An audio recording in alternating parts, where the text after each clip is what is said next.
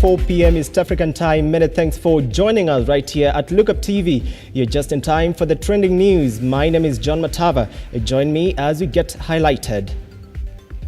To begin with, the Kiambu members of County Assembly have issued a 21-day ultimatum with the intention of ousting County Governor Paul Kimani Wamatangi. At the first time, the governor is facing allegations of failure to appoint officials in understaffed departments and delays in appointing administrators for 6 municipalities, with the county government at risk of losing 1.3 billion Kenyan shillings in annual funding from the World Bank. We further assert our voice against shoddy and sloppy works on our access loads by the governor, which are meant to lie to our people that something is happening while indeed nothing is happening. Other Kiambu leaders with extreme contempt and arrogance. He has publicly stated that Kiambu belongs to him and he can do whatever he wishes. As the organ charged with the oversight of county affairs, we shall not allow Kiambu County to go to the drain as we watch. The County Assembly will forthwith exercise its legal mandate to hold Governor Wamatangi to account and take such steps as necessary, including removing him from office by way of impeachment to prevent further deterioration of Kiambu County state of affairs. Alika EACC na DCI wachunguze mambo yanayoendelea katika Kiambu. Mwanzo kabisa ni kuhusu mambo ya utengenezaji wa barabara. Barabara zinatengenezwa na mchanga ambao hujafikiwa kiwango cha kutengeneza barabara. Yaani vile maram inaletwa ni mchanga ama udongo wa kulimia, lakini si udongo wa kutengeneza barabara kama maram. Pia tunaomba EACC wachunguze mambo yanayoendelea ukienda kwa the EPZ. Tulikuwa tupewe EPZ lakini imeenda Murang'a. Kwa sababu gavana wetu hajapeana shamba na Murang'a washapeana shamba yao, na sisi tunalegea tu hapa kazi yetu ni kupeana tumiumiu ama toshui. So tunaomba serikali iingilie haya mambo, especially the DCI to investigate mambo ya utengenezaji wa barabara, kwa sababu ni pesa inaporwa tukiambiwa di barabara zinatengenezwa. The system that is being used, tulikuwa tunatumia contracts kitambo lakini sasa hizi hatutumii contracts tena. Miradi fulani imefanyika katika Kiambu County ambayo tunaagiza idara ya EACC na DCI watembelee Kiambu, ambayo tumeona imetumika kupora pesa ya umma katika Kiambu. Moja wao kuna hii Department ya Agriculture ya kilimo ambayo imetumika katika uporaji wa pesa, na tumeona governor akiitumia sana, kwa vile wakati unapeana hizo vifaranga na hizo fertilizer huwezi trace back au huwezi fuatilia nani alipewa, na tumeona governor akitumia hiyo idara katika njia moja ya kupora mali ya umma. Moving forward, a family in Kamulu is in agony after their mysterious disappearance of their daughter, 11-year-old Marian Waithera Karaoke, on 26th September. Marian, a grade 6 student who was to sit for the just concluded KPSEA examinations, was last seen by the company of a middle-aged man in the evening of 26th September. The family is urging anybody with information about whereabouts of Mariam to forward information to the local authorities, with her shoes spotted 2 kilometers from their home a week later after her disappearance. The family, however, is calling the police to expedite investigations to reunite with their daughter. Saa ilikuwa tarehe 26 on Tuesday, ametoka shule. Nikamuuliza kama ametoka na usifungulie TV. Akaniambia sawa, na ukikuja jioni nipikie chapo na miji. Nikamwambia sawa, ndakuja mapema. Saa mimi nilifika hapo saa 1 ndio nilikuwa naingia hapa kwa nyumba. Kukuja nikapata gate imefunguliwa. Nikaingia ndani ya corridor nayo imefunguliwa na kifuli ziko chini. Nikashindwa vile kunaenda, nikatembea hivi mlango ya ndani, sasa ndio nilipata imefungwa na lock na sikuwa na hiyo funguo. Nikaanza kuitana, nikimuita Merian, nikaona haitiki. Nikachungulia mahali kanakaanga kwa kiti, nikaona hayuko. Nikaanza kugonga dirisha zote huku bedroom, nikiitana. Nikasikia itiki. Ndio niliona kuna dirisha inakuanga pale, kadirisha kadogo mtoto anaweza ingilia. Ndio nikaita neighbor akuja na katoto kadogo waigiria hapo kwa dirisha waangalie pengine amejifungia ndani. Mtoto alikuja tukaigiria ndani, tukafungua mlango ya nyuma, tukaingia ndani wote sasa na neighbor. Tukaanza kumtafuta kila mahali, chini ya kitanda, kwa ceiling, tukamtafuta huko compound hatu kumuona. Hiyo mimi ndiye baba mwenye mtoto. Na nilipata habari nikiwa nje kidogo, nikasikia mtoto amepotea. Na nikachukua jukumu ya kukuja kumtafuta. Sasa vile nilifika hapa, nimejaribu kumtafuta, kusunguka. Nimeingia police station mingi sana. A Lego Songa Member of Parliament Samuel Atandi has called for an overhaul of security offices over the rise of insecurity in the constituency. Atandi lamented that despite numerous security meetings which have been held to address issues of insecurity in the constituency, the situation has continued to worsen, with cases of murders, mugging and shop breaking on the rise, calling on the police to rise in the occasion and play their part, failure to which he will demand for massive transfer of the offices. The cases of insecurity are rampant generally in Siaya, I must say that, but more particularly in North Alego.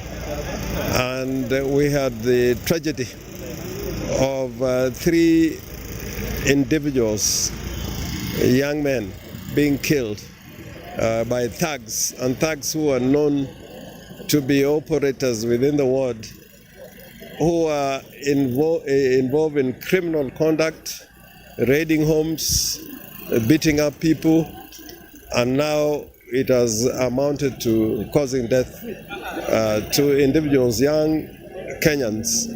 And despite complaints which have been made, and the police coming here, the police commander and the county commissioner, there has been no improvement in security. We have also established that despite promises by the police force to intensify security patrols in this sub-county, very little improvement has been noticed in the area of improved security.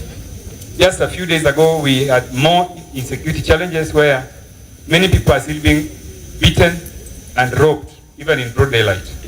We want to ask the national security organs, the Inspector General of Police and the Cabinet Secretary in charge of security, that you now must come on board and ensure that the people of Alego Songa experience peace. Because these continuous security lapses, where thugs are able to rob and kill people even during the broad daylight, is unacceptable.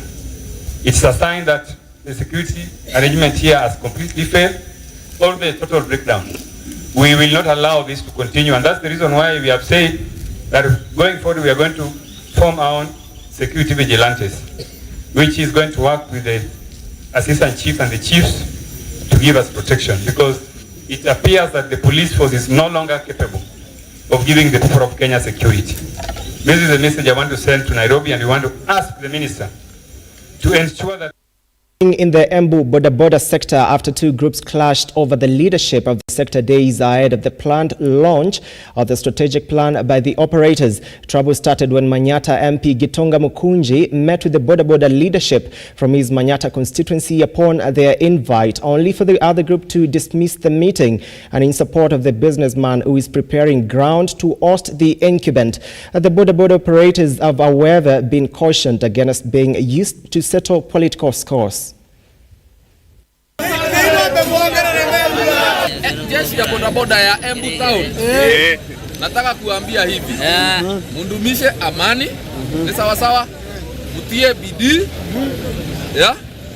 Ndio dakika ya mwisho, at the end of the day, utaenda kwako nyumbani. Ni sawa sawa.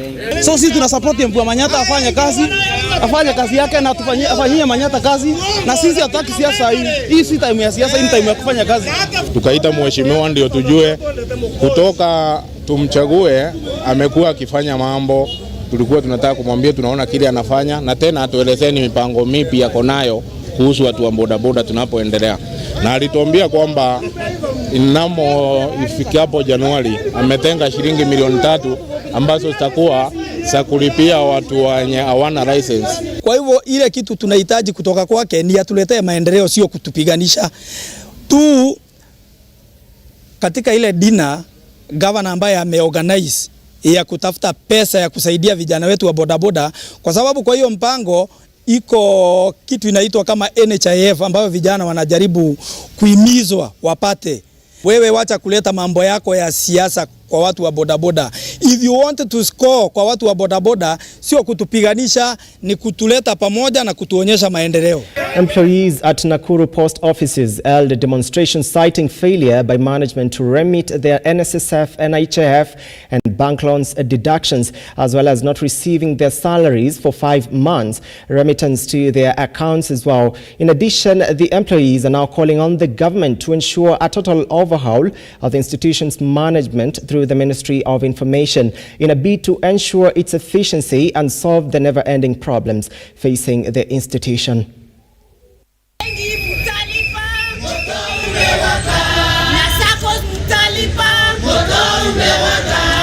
Some of us, their houses are locked already, and they are sleeping in this. If you come here, even if you can walk here at night, you can see young men sleeping inside these boxes because they have nowhere to go.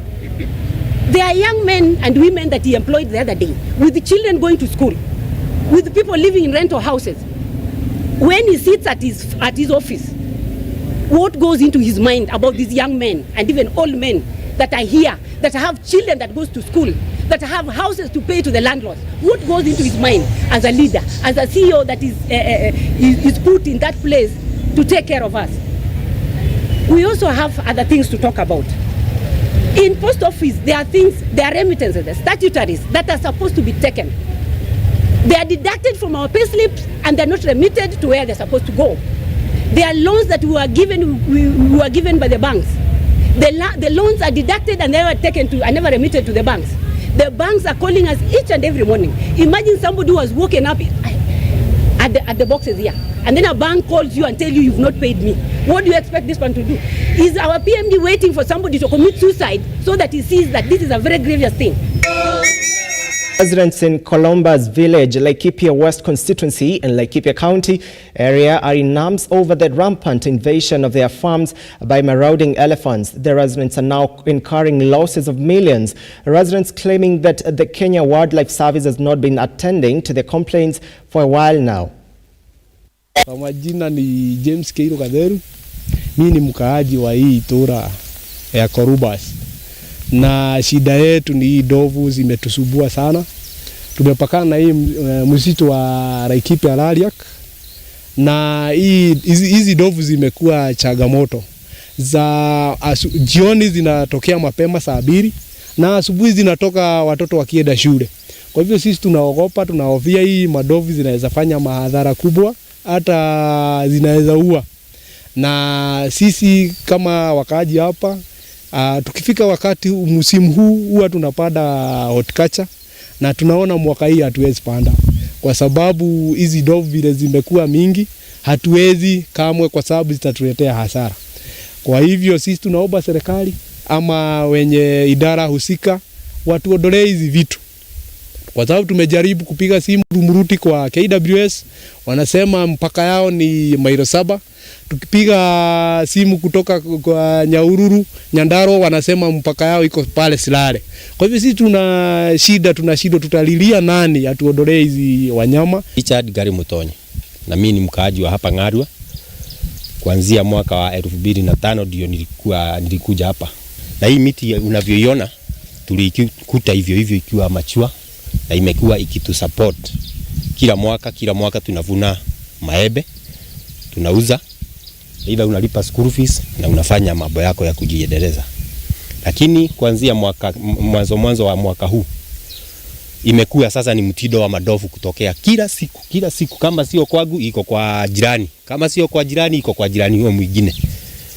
Na baada ya siku chache bado ukifikiri wameenda, hata bila kujitayarisha, unaamka asubuhi umekuta Na ndovu amelala. Over to some sporting action where the Lakers rallied from an early 19-point deficit and ended an 11-game losing streak against the visiting Los Angeles Clippers with a 130-125 overtime victory Wednesday. Anthony Davis produced 27 points and 10 rebounds, and D'Angelo Russell also had 27 for the Lakers, who improved to 3-0 in home games this season. The Lakers defeated the Clippers for the first time since July 2020 in the NBA Bubble near Orlando.